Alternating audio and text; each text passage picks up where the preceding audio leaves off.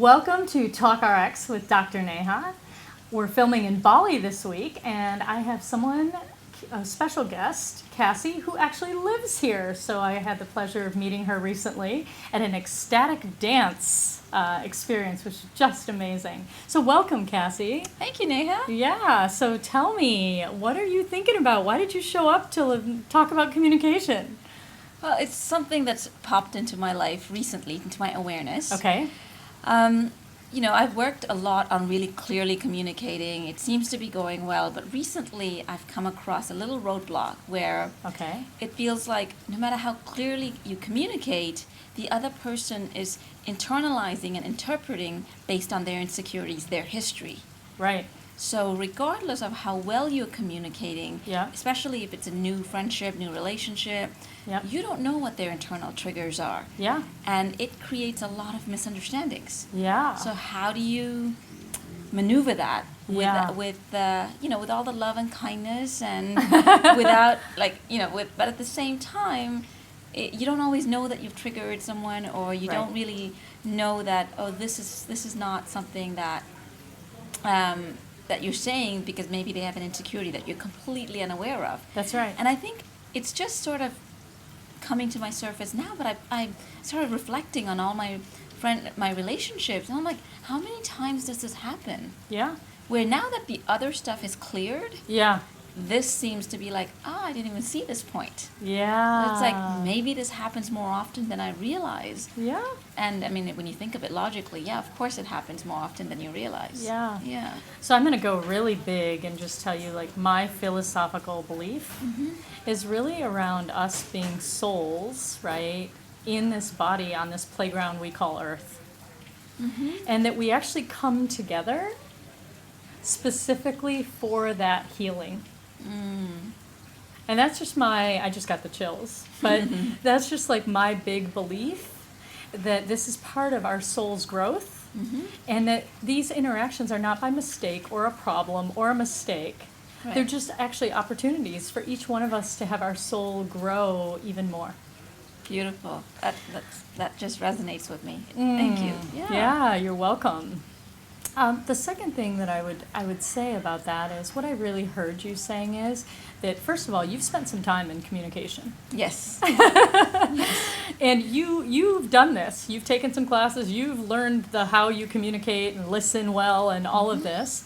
And despite that, you're asking about what happens, like, how could I run into these emotional landmines? Yes. Right? And now that you're thinking back and you're reflecting on it, you're saying, like, oh, actually, this isn't the only place that this happens. It has actually happened frequently. Yeah.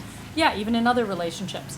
So it's going to happen a little more in new relationships. Yeah, naturally. Right, because you're a little bit more aware, unaware, actually, of what would trigger someone or not. And I find, actually, in romantic relationships, it actually happens like just after that honeymoon phase starts wearing off, and then things start coming up that are like, oh, I didn't know that you were like this, right?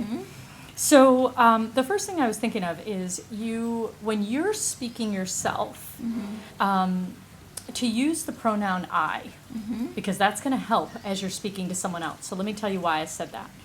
I said that because as you began to say, you said, when you communicate clearly and you do a really good job, how then do people still, but really what you were saying is, when I communicate clearly, okay, so the first way that you take accountability in separating yourself from someone else in a situation that might get sticky is by making sure when you mean I, you say I. And when you say you say you. So if I was talking to you and I said, Cassie, when you communicate clearly, how hard is it that emotional landmines and these things happen? Well, meanwhile, you haven't had any of those happening, and you're like, why are you saying you? Like, nothing's happening for me, and it separates us. Right. Does that make sense? Absolutely. Okay, so the first thing is to shift your pronoun. Make sure you say I when you mean I, and then you when you mean you. The next point is really about emotional landmines are our soul's healing. And it's that moment where the other person probably didn't even know that it was going to trigger them so much. Yeah, absolutely. Well, that's where it becomes a surprise on both sides. Right. And so if your wish is to not have those surprises, you're not going to be able to explore a relationship on a deeper level. And like having those come up is absolutely fine. Yep. It's how do you, in tricky situations, because Yep. it's not just relationships. It can be in business. It can be Yes. It can be when you're speaking to someone very important in a business meeting or Right. something else. And they might interpret something you said, Yes. or you looking away, or you getting up and leaving because you need to get a glass of water, or whatever it is. So let's just take that. Let's say that in a business meeting, right? You were in a meeting, and let's say you experience some reflux inside of you, right? But the one thing that could take care of that is you having a sip of water. And so now you start getting really uncomfortable. You're sitting in the meeting, and if you could just excuse yourself and grab that glass of water, everything would be just fine. You could come back in and be just fine. So you gently excuse yourself and walk out. Tell me a story someone in the room might make up about that. Oh, this is not that important to her. She doesn't care, or she's distracted. Yeah. Yeah. You know what? This is not a priority for her. Yeah. How could she leave the room? She just missed the most important sentences that we said. Yeah, absolutely. Right? And so one thing you can't do is want for another. You can't want them to interpret that the way that you meant it. All you can do is you can show up in integrity as who you are, and then meet them with curiosity.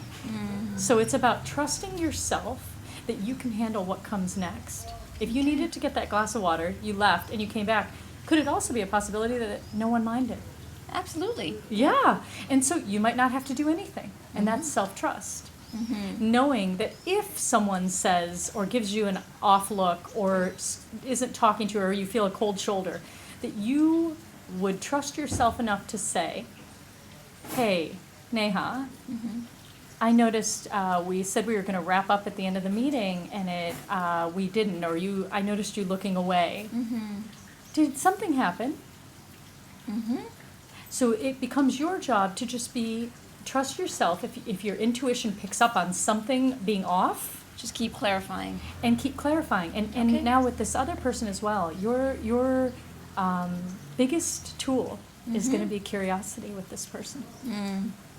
Believing that there are many stories that can come from some certain data. Maybe you didn't call back. And you said you'd do it in an hour, and you didn't call back for 4 hours, or you didn't call back till the next day. Right. The story that this person's going to make up about what that means, about whether you care about them, whether they're important to you, all these things, you can't control that. Don't waste your time. Right? Absolutely. Yeah. So it's about the stories every one of us makes up that leads us to our healing. Absolutely. And the real question is, are you willing to trust yourself enough to be gentle and curious enough and to engage in sometimes the pain that comes Yeah. with sorting this out with this person so you can become stronger together? Yeah. And I think it's also using discernment of who do you want to go through this with. Because Yes. there's situations where, like, I don't have the capacity Yeah. or the bandwidth. And you don't want to. You don't want to. Yeah. So there's some times where, yes, what you're saying might have been misunderstood. So shift to I. What I'm saying may have been misunderstood. Do you feel that in your body Yeah, more? absolutely. Yeah, it's stronger. So I just have to have the discernment to say, you know what, this is a situation where I know I may be misunderstood by some, Yeah. but I don't have the bandwidth to go clarify for every person. Yeah. And so choosing what are the most meaningful relationship right. situations and investing in Yeah. clarifying and nurturing those situations. Yeah. And so for Does all of you, go ahead. So I said that's something I struggle with. How do you, as the work you do and the audience you communicate with gets broader, Yep. how do you mind for that? But I'm realizing you can't. You just have to, you have to be. I have to be as clear as I can be And trust yourself. and trust myself. And just be curious And be when something yep. arises. Mm-hmm. You'll figure it out, Yeah. right? Yes. So how you feeling? Great. Thank you. Awesome. That easy. All right. Okay. So for those of you at home, Cassie brings up an important point. Have you ever noticed that somebody has an out of proportion reaction to something that you didn't even think was a big deal? I call this an amygdala hijack. Cassie, will you grab that book for me? Sure. And give it to me? In my book, TalkRx, it's in chapter 12, actually. It's called The Amygdala Hijack. And it's actually a biological phenomenon that happens. And what she was talking about is the idea around emotional landmines that all of a sudden blow up and you didn't even know they were there. And really the most important piece of this is that you trust yourself first and foremost, that you communicate accountably and say I when you mean I and you when you mean you, that you are deeply curious about the version that somebody may have made up based on some exchange or data that they gathered with you. Or maybe sometimes not with you, with someone else who told them something about you. So just stay profoundly curious and all will be well.